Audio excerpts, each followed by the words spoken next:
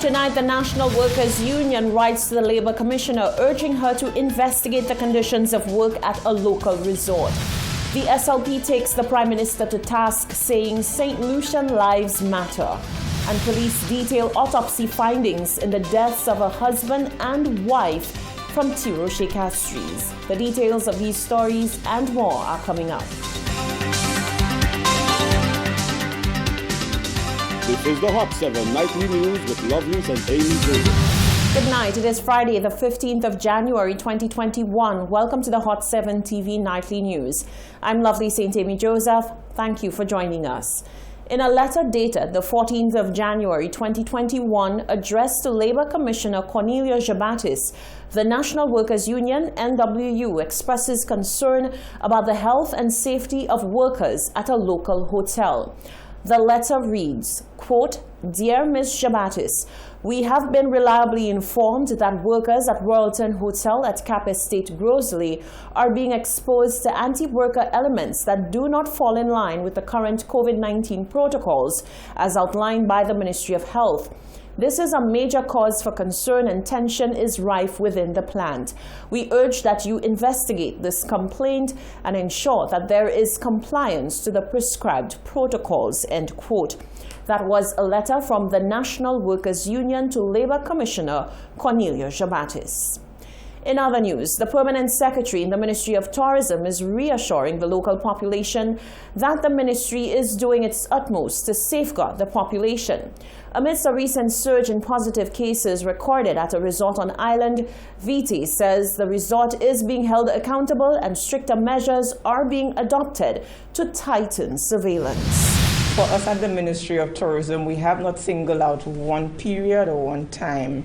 What we have been doing is consistently going around and doing spot checks, and to be able to increase the capacity of environmental health to do so, we have recruited inspectors as well as what we call a detective or surveillance team.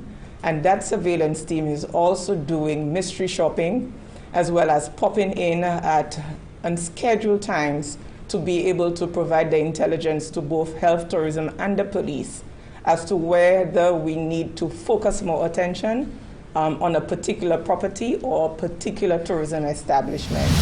VT says that while there is a serious level of concern over the rise in cases, there is a level of cooperation from the resort in question. We have mandated an increased room stock for quarantine if it is that the ministry continues to find any cases among the guests or among the staff. At this point, we have been informed by the ministry that it is under control.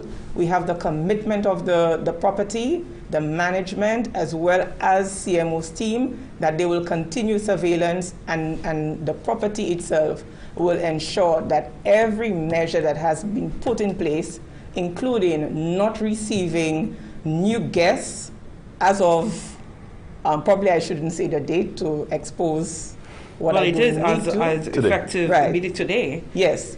So no new guests have been received. Logistics have been made for outsourcing to another property.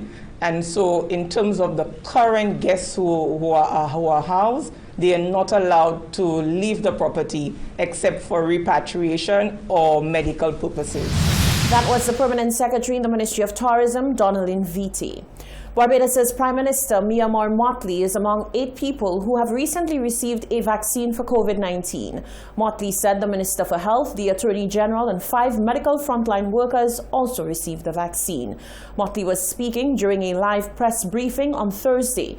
She said, quote, "My arm is a little sore, but other than that, I am in good shape." The Prime Minister said she is due to receive the second vaccine in a few weeks, as are the others. Additionally, Motley said an emergency supply of vaccines for frontline workers and the most vulnerable may become available through the COVAX facility by the end of January. Superintendent of Police with responsibility for crime management, George Nicholas, has given an update into the shocking crime that left the community of Tiroche Castries reeling. The bodies of a married couple were discovered at their dwelling place and questions were raised over what transpired. Following an autopsy on the pair, Nicholas gave the details of the findings.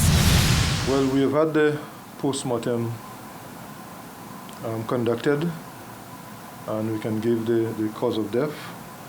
The lady, the wife, Mrs. Egyptian Monroe Anthony, she died of acute hemorrhaging secondary to multiple skull fracture due to blunt force trauma to the head.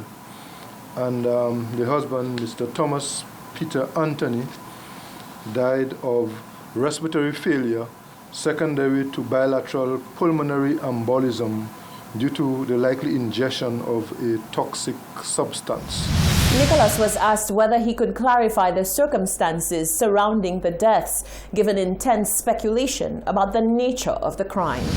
We have not yet completed our full investigations as yet. We still need to do some forensics on the substance that the deceased may have likely to ingest before we can make that pronouncement. We're not ruling out the possibility that it was a murder-suicide, nor are we ruling out the possibility of a third person being involved. Like I said, we are still to conduct forensics to be able to make that determination.